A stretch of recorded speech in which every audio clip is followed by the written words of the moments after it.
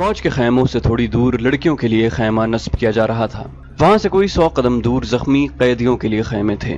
وہاں بھی ایک خیمہ گاڑا جا رہا تھا اور 6 نئے زخمی قیدی زمین پر لیٹے ہوئے تھے۔ لڑکیاں ان کی طرف دیکھ رہی تھیں۔ دونوں خیمے کھڑے ہو گئے۔ لڑکیاں اپنے خیمے میں چلی گئیں اور زخمیوں کو ان کے اپنے خیمے میں لے گئے۔ ایک سنتری لڑکی کے خیمے کے باہر کھڑا ہو گیا۔ لڑکیوں کے لیے کھانا آ گیا جو انہوں نے کھا لیا۔ پھر ایک لڑکی خیمے سے نکل کر اس خیمے کی طرف دیکھنے لگی جس میں 6 نئے زخمی قیدیوں کو لے گئے تھے۔ اس کے چہرے پر اب گھبراہٹ اور خوف کا کوئی تاثر نہیں تھا۔ سنتری نے اسے دیکھا اور اس نے سنتری کو دیکھا۔ لڑکی نے مسکرا کر اشارہ کیا کہ وہ زخمیوں کے خیمے کی طرف جانا چاہتی ہے۔ سنتری نے سر ہلا کر اسے روک دیا۔ لڑکیوں کو خیمے سے دور جانے یا کسی سے ملنے کی اجازت نہیں تھی۔ لڑکیوں اور 6 زخمیوں کے خیموں کے درمیان بہت سے درخت تھے۔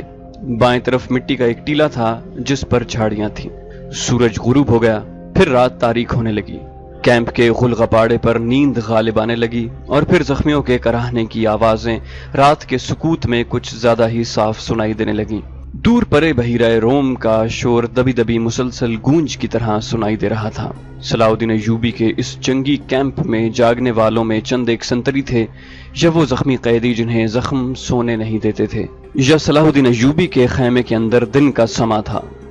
وہاں کسی کو نیند نہیں آتی تھی۔ سلطان ایوبی کے 3 سالار اس کے پاس بیٹھے تھے اور باہر محافظ دستہ بیدار تھا۔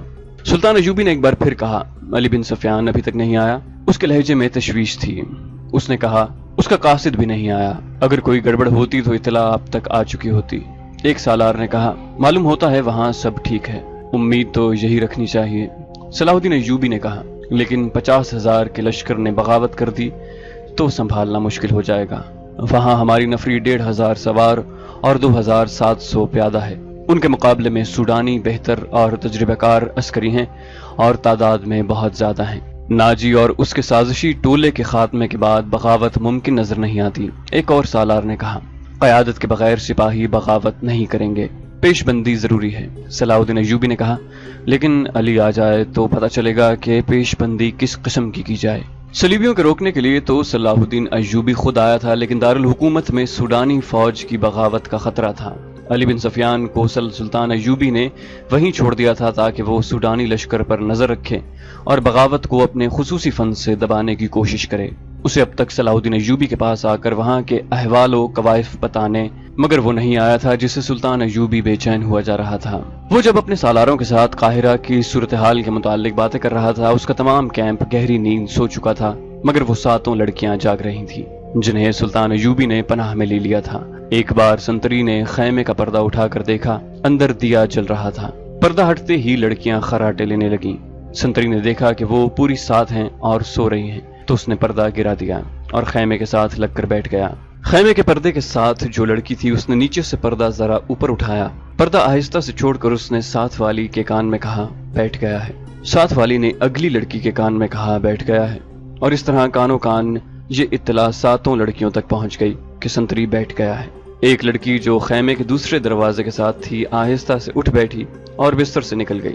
بستر زمین پر بچھے تھے۔ اس نے اوپر لینے والے کمبل اس طرح بستر پر ڈال دیے جیسے ان کے نیچے لڑکی لیٹی ہوئی ہے۔ وہ پاؤں پر سرکتی خیمے کے دروازے تک گئی، پردہ ہٹایا اور باہر نکل گئی۔ باقی 6 لڑکیوں نے آہستہ آہستہ خراٹے لینے شروع کر دیے۔ سنتری کو معلوم تھا کہ یہ سمندر سے بچ کر نکلی ہوئی پناہ گزین لڑکیاں ہیں، کوئی خطرناک قیدی تو نہیں۔ وہ بیٹھ کر اونگتا رہا۔ لڑکی دبے پاؤں ایسے رخ پر ٹیلے کی طرف چلتی گئی جس رخ سے اس کے اور سنتری کے درمیان خیمہ حائل رہا۔ ٹیلے کے پاس پہنچ کر اس نے اس خیمے کا رخ کر لیا جس میں 6 نئے قیدی رکھے گئے تھے۔ رات تاریک تھی، وہاں کچھ درخت تھے۔ سنتری اب ادھر دیکھتا بھی تو اسے لڑکی نظر نہ آتی۔ لڑکی بیٹھ گئی اور پاؤں پر سرک سرک کر آگے بڑھنے لگی۔ آگے ریت کی ڈھیریاں سی تھیں، وہ ان کی اوٹ میں سرکتی ہوئی خیمے کے قریب پہنچ گئی، مگر وہاں ایک سنتری ٹہل رہا تھا۔ لڑکی ایک ڈھیری کے پاس لیٹ گئی۔ سنتری اسے سیاہ سائے کی طرح نظر آ رہا تھا۔ وہ اب 2 سنتریوں کے درمیان تھی، ایک اس کے اپنے خیمے کا اور دوسرا زخمیوں کے خیمے کا۔ اسے ڈر یہ تھا کہ زخمیوں کا سنتری اس کی طرف آ گیا تو وہ پکڑی جائے گی۔ بہت دیر انتظار کے بعد سنتری دوسرے زخمیوں کی طرف چلا گیا۔ لڑکی ہاتھوں اور گھٹنوں کے بل چلتی خیمے تک پہنچ گئی اور پردہ اٹھا کر اندر چلی گئی۔ اندر اندھیرا تھا۔ 2-3 زخمی آہستہ آہستہ کراہ رہے تھے، شاید ان میں سے کسی نے خیمے کا پردہ اٹھتا دیکھ لیا تھا۔ اس نے نحیف آواز میں پوچھا، کون ہے؟ लड़की ने मुंह से श की लंबी आवाज निकाली और सरगोशी में बोला, रॉबिन कहाँ है? उसे जवाब मिला, उधर से तीसरा। लड़की ने तीसरे आदमी के पांव हिलाए तो आवाज आई, कौन है? लड़की ने जवाब दिया, मोबी। रॉबिन उठ बैठा, हाथ लंबा करके लड़की को बाजू से पकड़ा और उसे अपने बिस्तर पर घसीट लिया। उसे अपने पास लिटाकर ऊपर कंबल डाल दिया। उसने लड़की को अपने साथ लगा लिया और कहा, मैं इस इत्तेफाक पर हैरान हूं कि हमारी मुलाकात हो गई।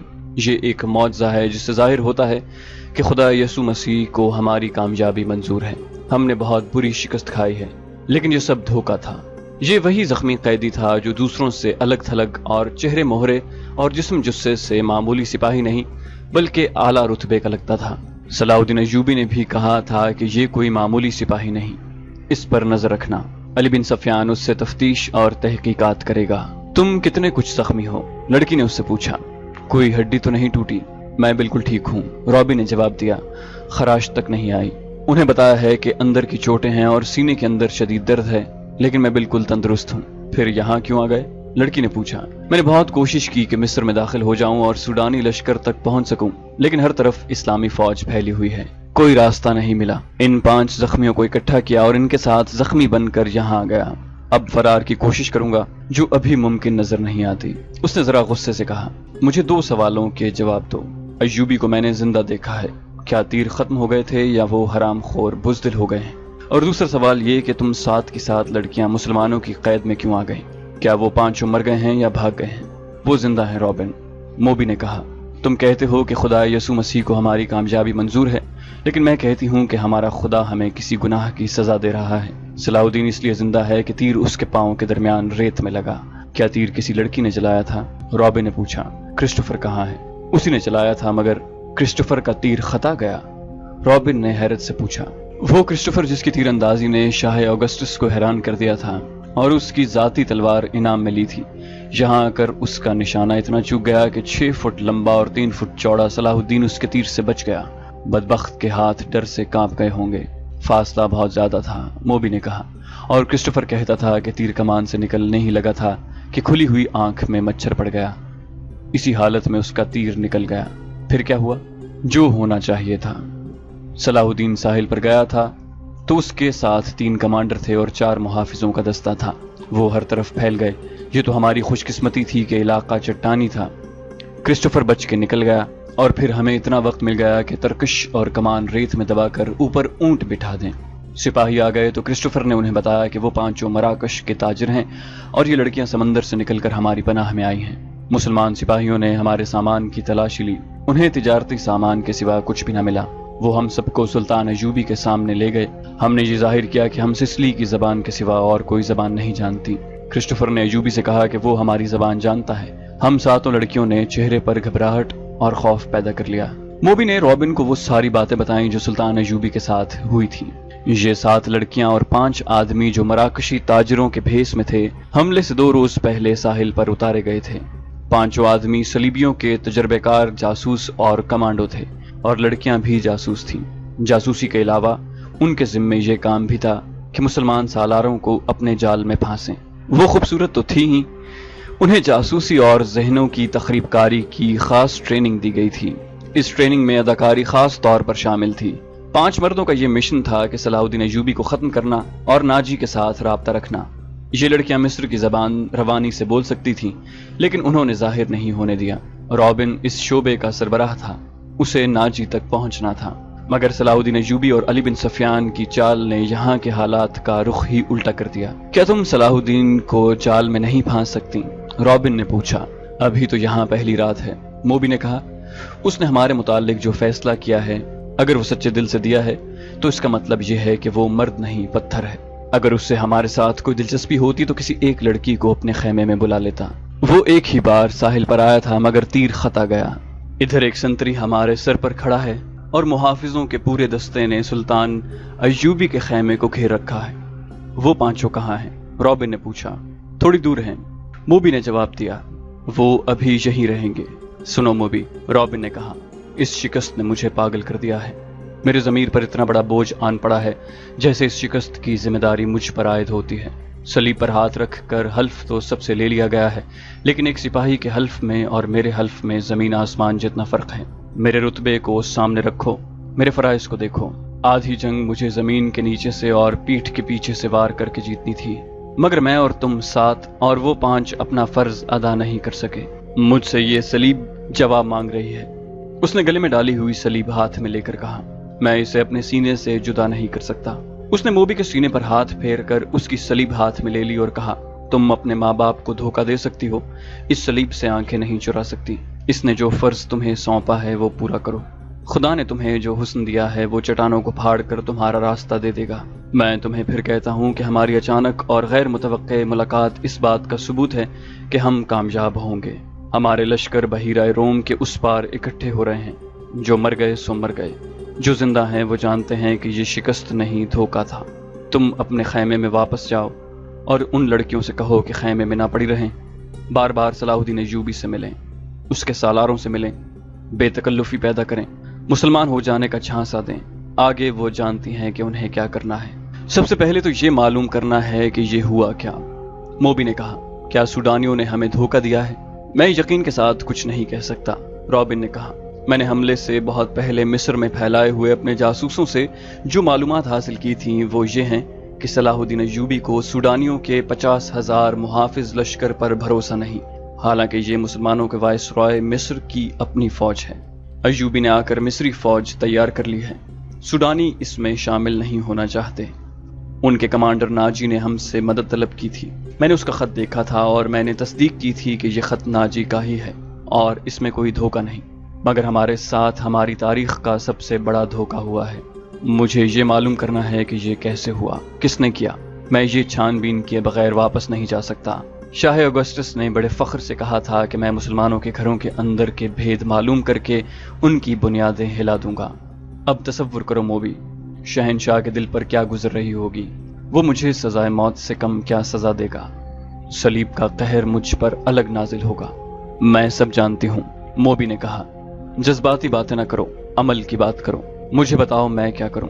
رابن کے اعصاب پر اپنا فرض اور شکست کا احساس اس حد تک غالب تھا کہ اسے یہ بھی احساس نہ تھا کہ موبی جیسی دلکش لڑکی جس کے ایک ایک نقش اور جسم کے انگ انگ میں شراب کا طلسم بھرا ہوا تھا اس کے سینے سے لگی ہوئی ہے، اور اس کے ریشم جیسے ملائم اور لمبے بال اس کے آدھے چہرے کو ڈھانپے ہوئے ہیں۔ رابن نے ان کے بالوں کے لمس کو ذرا سا محسوس کیا اور کہا، موبی تمہارے یہ بال ایسی مضبوط زنجیریں ہیں جو صلاح الدین ایوبی کے گرد لپٹ گئیں تو وہ تمہارا غلام ہو جائے گا۔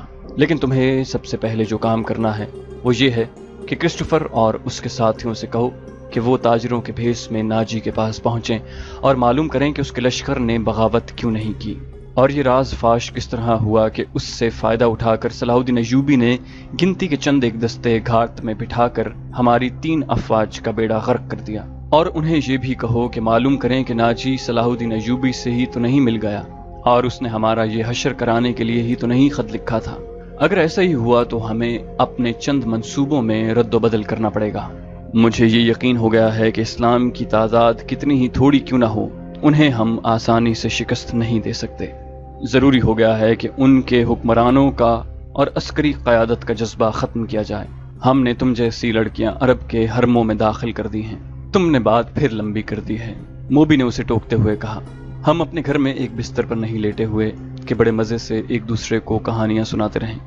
ہم دشمن کے کیمپ میں قید اور پابند ہیں، باہر سنتری پھر رہے ہیں، رات گزرتی جا رہی ہے، ہمارے پاس لمبی باتوں کا وقت نہیں، ہمارا مشن تباہ ہو چکا ہے۔ اب بتاؤ کہ ان حالات میں ہمارا مشن کیا ہونا چاہیے؟ ہم 7 لڑکیاں اور 6 مرد ہیں، ہم کیا کریں؟ ایک یہ کہ ناجی کے پاس جائیں اور اس کے دھوکے کی چھان بین کریں، پھر کسے اطلاع دیں؟ تم کہاں ملو گے؟ میں یہاں سے فرار ہو جاؤں گا، رابن نے کہا، لیکن فرار سے پہلے اس کیمپ، اس کی نفری اور ایوبی کے آئندہ عزائم کے متعلق تفصیل معلوم کروں گا۔ اس شخص کے متعلق ہمیں بہت چوکنا رہنا ہوگا۔ اس وقت اسلامی قوم میں یہ واحد شخص ہے جو صلیب کے لیے خطرہ ہے، ورنہ اسلامی خلافت ہمارے جال میں آتی چلی جا رہی ہے۔ شاہ ایملرک کہتا تھا کہ مسلمان اتنے کمزور ہو گئے ہیں کہ اب ان کو ہمیشہ کے لیے اپنے پاؤں میں بٹھانے کے لیے صرف ایک حلے کی ضرورت ہے، مگر اس کا یہ عزم محض خوش فہمی ثابت ہوا۔ مجھے یہاں رہ کر ایوبی کی کمزور رگیں دیکھنی ہیں، اور تمہیں 5 آدمیوں کے ساتھ مل کر سوڈانی لشکر کو بھڑکانا اور بغاوت کرانی ہے۔ نہایت ضروری یہ ہے کہ ایوبی زندہ نہ رہے۔ اگر وہ زندہ رہے تو ہمارے اس قید خانے میں زندہ رہے جہاں وہ عمر کی آخری گھڑی تک سوچ بھی نہ سکے، نہ سورج دیکھ سکے اور رات کو آسمان کا اسے ایک بھی تارا نظر نہ آئے۔ تم پہلے اپنے خیمے میں جاؤ اور اپنی 6 لڑکیوں کو ان کا کام سمجھا دو۔ انہیں خاص طور پر ذہن نشین کرا دو کہ اس آدمی کا نام علی بن سفیان ہے جسے ان ریشمی بالوں، شربتی آنکھوں اور اتنے دلکش جسموں سے ایسے بیکار کرنا ہے کہ وہ صلاح الدین کے کام کا نہ رہے، اور اگر ہو سکے تو اس کے اور صلاح الدین کے درمیان ایسی غلط فہمی پیدا کرنی ہے کہ وہ ایک دوسرے کے دشمن ہو جائیں۔ تم سب اچھی طرح جانتی ہو کہ 2 مردوں میں غلط فہمی اور دشمنی کس طرح پیدا کی جاتی ہے۔ جاؤ اور لڑکیوں کو مکمل ہدایات دے کر کرسٹوفر کے پاس پہنچو، اسے میرا سلام کہنا اور یہ بھی کہنا کہ تیرے تیر کو ایوبی پر آ کر ہی خطا ہونا تھا۔ اب اس گناہ کا کفارہ ادا کرو اور جو کام تمہیں سونپا گیا ہے وہ 100% پورا کرو۔ رابن نے موبی کے بالوں کو چوم کر کہا، تمہیں صلیب پر اپنی عزت بھی قربان کرنی پڑے لیکن خدا یسوع مسیح کی نظروں میں تم مریم کی طرح کنواری ہوگی۔ اسلام کو جڑ سے اکھاڑنا ہے۔ ہم نے یروشلم لے لیا ہے، مصر بھی ہمارا ہوگا۔ موبی رابن کے بستر سے نکلی اور خیمے کے پردے کے پاس جا کر پردہ اٹھا کر باہر جھانکا۔ اندھیرے میں اسے کچھ بھی نظر نہ آیا۔ وہ باہر نکل گئی اور خیمے کی اوٹ سے دیکھا کہ سنتری کہاں ہے۔ اسے دور کسی کے گنگنانے کی آواز سنائی دی۔ یہ سنتری ہی ہو سکتا تھا۔ موبی چل پڑی، درختوں سے گزرتی، قدم قدم پر پیچھے دیکھتی وہ ٹیلے تک پہنچ گئی اور اپنے خیمے کا رخ کر لیا۔ نصف راستہ طے کیا ہوگا کہ اسے 2 آدمیوں کی دبی دبی باتوں کی آواز سنائی دی۔ یہ آوازیں اس کے خیمے کے قریب معلوم ہوتی تھیں۔ اسے یہ خطرہ نظر آنے لگا کہ سنتری نے معلوم کر لیا ہے کہ ایک لڑکی غائب ہے اور وہ کسی دوسرے سنتری کو یا اپنے کمانڈر کو بلا لایا ہے۔ اس نے سوچا کہ خیمے میں جانے کی بجائے اپنے ان 5 ساتھیوں کے پاس چلی جائے جو مراکشی تاجروں کے بھیس میں کوئی 1.5 میل دور خیمہ زن تھے، مگر اسے یہ خیال بھی آ گیا کہ اس کی گمشدگی سے باقی لڑکیوں پر مصیبت آ جائے گی۔ وہ تھیں تو پوری چالاک، پھر بھی ان پر پابندیاں سخت ہونے کا خطرہ تھا اور کوئی چارہ کار بھی نہ تھا۔ موبی ذرا اور آگے چلی گئی تاکہ ان 2 آدمیوں کی باتیں سن سکے۔ ان کی زبان وہ سمجھتی تھی۔ یہ تو اس نے دھوکہ دیا تھا کہ وہ سسلی کی زبان کے سوا اور کوئی زبان نہیں سمجھتی۔ وہ آدمی خاموش ہو گئے۔ موبی دبے پاؤں آگے بڑھی۔ اسے بائیں طرف قدموں کی آہٹ سنائی دی۔ اس نے چونک کر دیکھا۔ درختوں کے درمیان اسے ایک سیاہ سایہ جو کسی انسان کا تھا جاتا نظر آیا۔ اس نے رخ بدل لیا اور ٹیلے کی طرف آنے لگا۔ موبی کوئی خطرہ مول نہیں لینا چاہتی تھی۔ وہ ٹیلے پر چڑھنے لگی۔ ٹیلا اونچا نہیں تھا، فوراً ہی اوپر چلی گئی۔ وہ تھی تو بہت ہوشیار، لیکن ہر انسان ہر قدم پر پوری احتیاط نہیں کر سکتا۔ وہ ٹیلے کی چوٹی پر کھڑی ہو گئی۔ اس کے پس منظر میں ستاروں سے بھرا ہوا آسمان تھا۔ سمندر اور صحرا کی فضا رات کو آئینے کی طرح شفاف ہوتی ہے۔ درختوں میں جاتے ہوئے آدمی نے ٹیلے کی چوٹی پر ٹنڈ منڈ درختوں کے تنے کی طرح ایک سایہ دیکھا۔ موبی نے پہلو اس آدمی کی طرف کر دیا۔ اس کے بال کھلے ہوئے تھے جنہیں اس نے ہاتھ سے پیچھے کیا۔ اس کی ناک، سینے کا ابھار اور لمبا لبادہ تاریکی میں بھی راز کو فاش کرنے لگا۔ یہ آدمی رات کے سنتریوں کا کمانڈر تھا۔ وہ آدھی رات کے وقت کیمپ کی گشت پر نکلا اور سنتریوں کو دیکھتا پھر رہا تھا۔ یہ سنتریوں کی تبدیلی کا وقت تھا۔ کمانڈر اس لیے زیادہ چوکس تھا کہ سلطان ایوبی 3 سالاروں کے ساتھ کیمپ میں موجود تھا۔ سلطان ڈسپلن کا بڑا ہی سخت تھا۔ ہر کسی کو ہر لمحہ خطرہ لگا رہتا تھا کہ سلطان رات کو اٹھ کر گشت پر آ جائے گا۔ کمانڈر سمجھ گیا کہ ٹیلے پر کوئی لڑکی کھڑی ہے۔ اسی شام کمانڈروں کو خبردار کیا گیا تھا کہ صلیبیوں نے جاسوس اور تخریب کاری کے لیے لڑکیوں کو استعمال کرنا شروع کر دیا ہے۔ یہ لڑکیاں صحرائی خانہ بدوشوں کے بحروب میں بھی ہو سکتی ہیں اور ایسی غریب لڑکیوں کے بھیس میں بھی جو فوجی کیمپوں میں کھانے کی بھیک مانگنے آتی ہیں، اور یہ لڑکیاں اپنے آپ کو اغوا شدہ اور مظلوم ظاہر کر کے پناہ بھی مانگ سکتی ہیں۔ کمانڈروں کو بتایا گیا تھا کہ آج 7 لڑکیاں سلطان کی پناہ میں آئی ہیں جنہیں بظاہر رحم کر کے مگر مشتبہ سمجھ کر پناہ میں لے لیا گیا ہے۔ اس کمانڈر نے یہ احکام سن کر اپنے ایک ساتھی سے کہا تھا، اللہ کرے ایسی کوئی لڑکی مجھ سے پناہ مانگے، اور وہ دونوں ہنس پڑے۔ اب آدھی رات کے وقت جب سارا کیمپ سو رہا تھا، اسے ٹیلے پر ایک لڑکی کا ہیولہ نظر آ رہا تھا۔ پہلے تو وہ ڈرا کہ یہ چڑیل یا جن ہو سکتا ہے۔ اس نے نئے سنتری کو لڑکیوں کے خیمے پر کھڑا کر کے اسے بتایا کہ اندر 7 لڑکیاں ہیں۔ اس نے پردہ اٹھا کر دیکھا تو دیے کی پیلی روشنی میں اسے 7 بستر نظر آئے تھے۔ ہر لڑکی نے منہ بھی کمبلوں میں ڈھانپ رکھا تھا۔ سردی زیادہ تھی۔ اس نے اندر جا کر یہ نہیں دیکھا کہ 7واں بستر خالی ہے اور اس پر کمبل اس طرح رکھے گئے ہیں جیسے ان کے نیچے لڑکی سوئی ہوئی ہو۔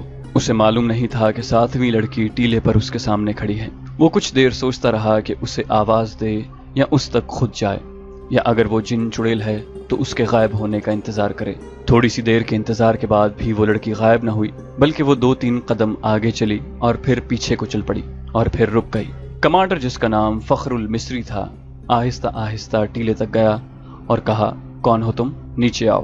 لڑکی نے ہرن کی طرح چوکڑی بھری اور ٹیلے کی دوسری طرف اتر گئی۔ فخر کو یقین آ گیا کہ کوئی انسان ہے، جن چڑیل نہیں۔ وہ تنومند مرد تھا، ٹیلا اونچا نہیں تھا۔ وہ لمبے لمبے ڈگ بھرتا ٹیلے پر چڑھ گیا۔ ادھر بھی اندھیرا تھا۔ رات کی خاموشی میں اسے لڑکی کے قدموں کی آہٹ سنائی دی۔ وہ ٹیلے سے دوڑتا اترا اور لڑکی کے پیچھے گیا۔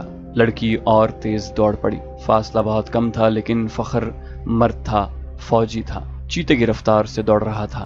ٹیلے کے پیچھے اونچی نیچی زمین، خشک جھاڑیاں اور کہیں کہیں کوئی درخت تھا۔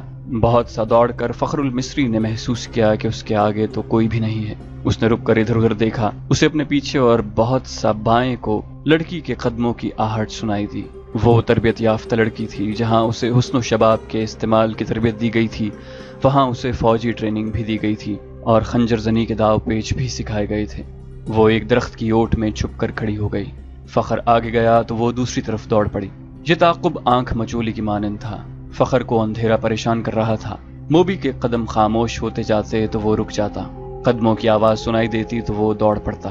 غصے سے وہ باولا ہوا جا رہا تھا۔ اس نے یہ جان لیا کہ یہ کوئی جوان لڑکی ہے۔ اگر بڑی عمر کی ہوتی تو اتنی تیز اور اتنی زیادہ نہ بھاگ سکتی۔ تعاقب میں فخر 2 میل فاصلہ طے کر گیا۔ موبی نے جھاڑیوں اور اونچی نیچی زمین سے بہت فائدہ اٹھایا۔ اس کے مرد ساتھیوں کا ڈیرا قریب آ گیا تھا۔ وہ دوڑتی ہوئی وہاں تک جا پہنچی۔ اس نے اپنے آدمیوں کو آوازیں دی۔ وہ گھبرا کر جاگے اور خیمے کے باہر آ گئے۔ ایک نے مشل جلا لی۔ یہ ڈنڈے کے سرے پر لپٹے ہوئے کپڑے تھے۔ ان کی آگ کی روشنی بہت زیادہ تھی۔ فخر نے تلوار سونت لی اور ہامتا کامتا ان کے سامنے جا کھڑا ہوا۔ اس نے دیکھا کہ یہ 5 آدمی لباس سے سفری تاجر نظر آتے ہیں اور مسلمان لگتے ہیں۔ لڑکی ان میں سے ایک کی ٹانگوں کو دونوں بازوؤں میں مضبوطی سے پکڑے بیٹھی ہوئی تھی۔ مشل کے ناچتے شعلے میں اس کے چہرے پر گھبراہٹ اور خوف نظر آ رہا تھا۔ اس کا سینہ ابھرا اور بیٹھ رہا تھا۔ اس کی سانسیں بری طرح اکھڑی ہوئی تھیں۔ یہ لڑکی میرے حوالے کر دو، فخر المصری نے حکم کے لہجے میں کہا۔ یہ ایک نہیں، ایک آدمی نے التجا کے لہجے میں جواب دیا۔ ہم نے تو 7 لڑکیاں آپ کے سلطان کے حوالے کی ہیں، آپ اسے لے جا سکتے ہیں۔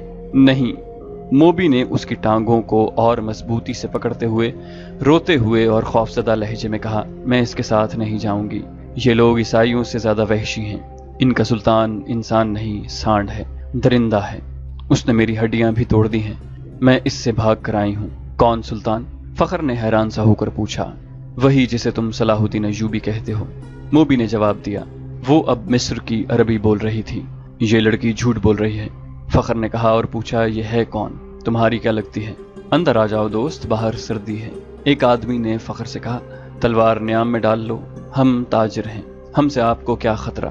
آؤ اس لڑکی کی بپتا سن لو۔ اس نے آہ بھر کر کہا، میں آپ کے سلطان کو مرد مومن سمجھتا تھا، مگر ایک خوبصورت لڑکی کو دیکھ کر وہ ایمان سے ہاتھ دھو بیٹھا۔ وہ باقی 6 لڑکیوں کا بھی یہی حشر کر رہا ہوگا۔ ان کا یہ حشر دوسرے سالاروں نے کیا ہے، موبی نے کہا۔ شام کو ان بیچاریوں کو اپنے خیمے میں لے گئے تھے اور انہیں بے سدھ کر کے خیمے میں ڈال دیا۔ وہ خیمے میں بے ہوش پڑی ہیں۔ فخر المصری تلوار نیام میں ڈال کر ان کے ساتھ خیمے میں چلا گیا۔ اندر جا کر بیٹھے تو ایک آدمی نے آگ جلا کر قہوے کے لیے پانی رکھا اور اس میں جانے کیا کچھ ڈالتا رہا۔ دوسرے آدمی نے فخر سے پوچھا کہ اس کا رتبہ کیا ہے۔ اس نے بتایا کہ وہ کمانڈر اور عہدیدار ہے۔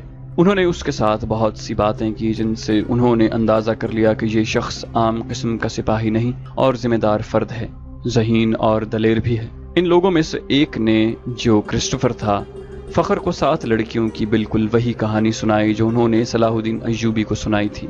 انہوں نے فخر کو یہ بھی بتایا کہ سلطان ایوبی نے ان کے متعلق کیا کہا تھا۔ ان لڑکیوں نے سلطان کو یہ پیشکش بھی کی تھی کہ وہ اپنے گھروں کو تو واپس نہیں جا سکتی اور عیسائیوں کے پاس بھی نہیں جانا چاہتی، اس لیے وہ مسلمان ہونے کو تیار ہیں، بشرطے کہ کوئی اچھے رتبوں والے عسکری ان کے ساتھ شادی کر لیں۔ ہم نے سنا تھا کہ سلطان صلاح الدین ایوبی کردار کے لحاظ سے پتھر ہے۔ ہم ہر روز سفر پر رہنے والے تاجر ہیں، انہیں کہاں ساتھ لیے پھرتے، اس لیے انہیں سلطان کے حوالے کر دیا، مگر سلطان نے اس لڑکی کے ساتھ جو سلوک کیا وہ اس کی زبانی سن لو۔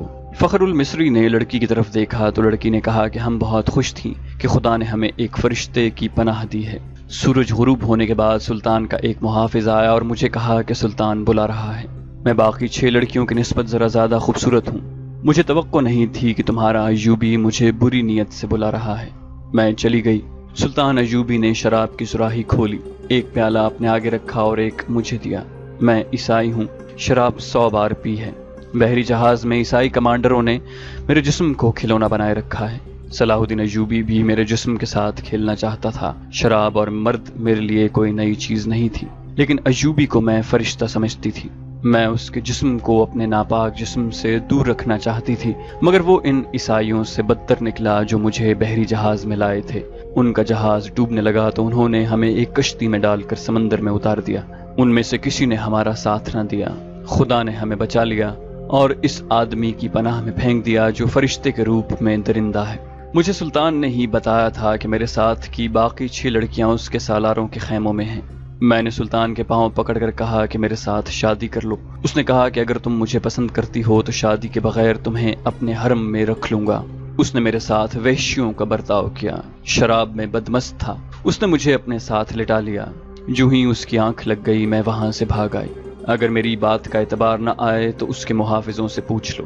اس دوران ایک آدمی نے فخر کو قہوہ پلایا۔ ذرا سی دیر بعد فخر کا مزاج بدلنے لگا۔ اس نے نفرت سے کہا کہ ہمیں حکم دیتے ہیں کہ عورت اور شراب سے دور رہو، اور خود شراب پی کر راتیں عورتوں کے ساتھ گزارتے ہیں۔ فخر محسوس ہی نہ کر سکا کہ لڑکی کی کہانی محض بے بنیاد ہے، اور نہ ہی وہ یہ محسوس کر سکا کہ اس کا مزاج کیوں بدل گیا ہے۔ اسے حشیش پلا دی گئی تھی۔ اس پر ایسا نشہ طاری ہو چکا تھا جسے وہ نشہ نہیں سمجھتا تھا۔ وہ اب اپنے تصوروں میں بادشاہ بن چکا تھا۔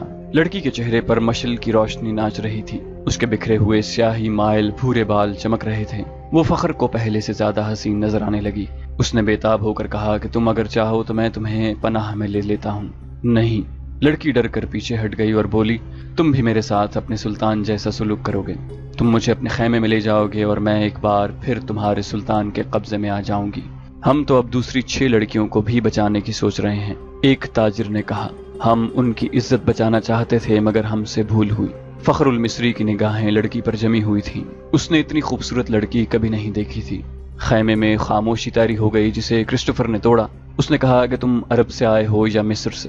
مصر سے، فخر نے کہا۔ میں 2 جنگیں لڑ چکا ہوں، اسی لیے مجھے یہ عہدہ دیا گیا ہے۔ سوڈانی فوج کہاں ہے جس کا سالار ناجی ہے؟ کرسٹوفر نے پوچھا۔ اس فوج کا ایک سپاہی بھی ہمارے ساتھ نہیں آیا، فخر نے جواب دیا۔ جانتے ہو ایسا کیوں ہوا ہے؟ کرسٹوفر نے کہا۔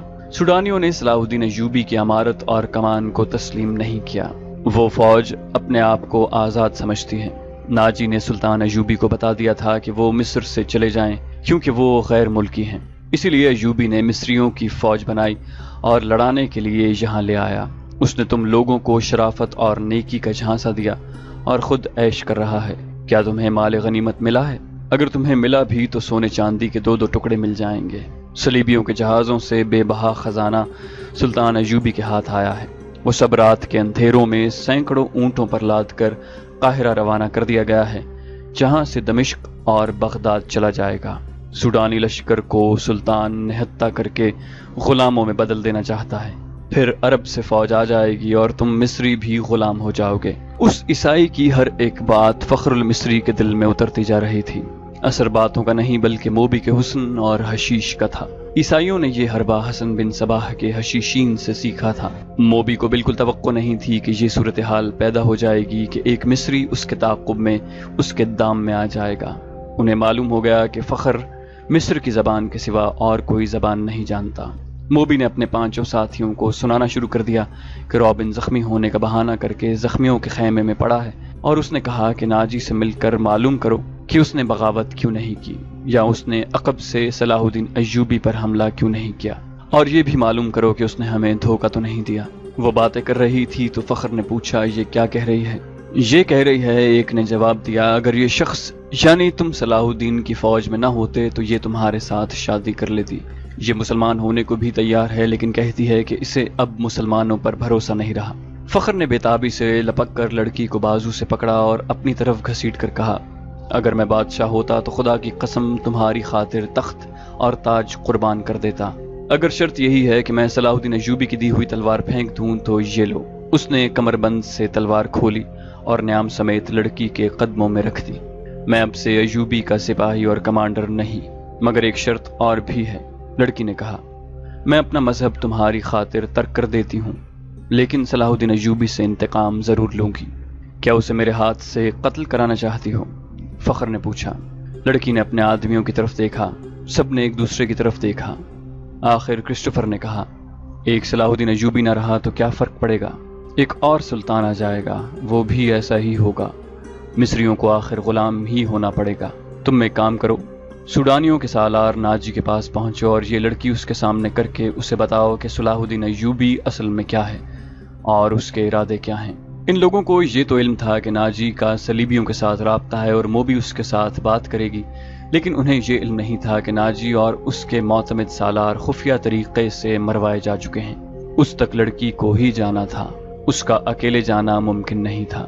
اتفاق سے انہیں فخر المصری مل گیا، لہٰذا اسی کو استعمال کرنے کا فیصلہ ہو گیا۔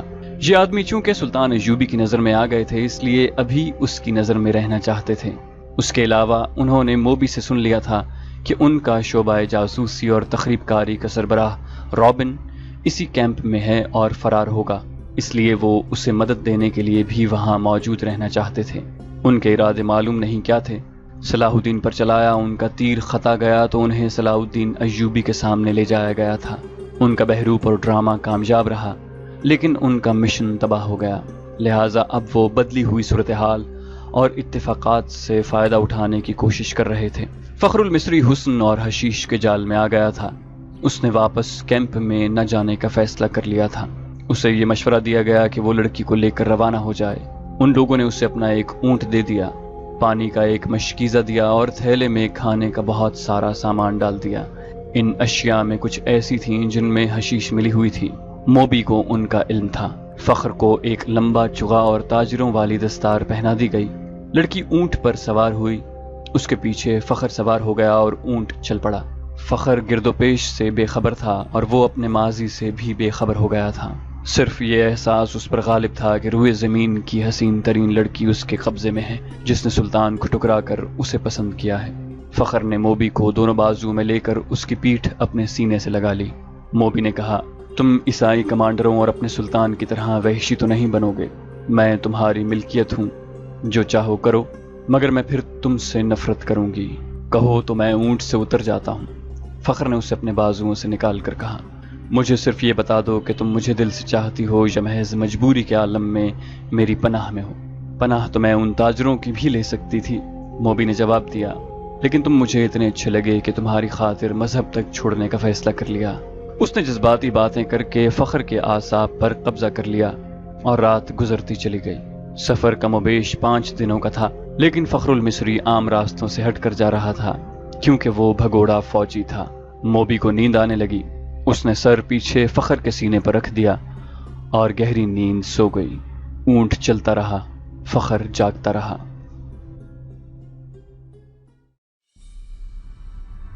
تو دوستو، یہ تھا سلطان صلاح الدین ایوبی کی داستان کا اگلا حصہ۔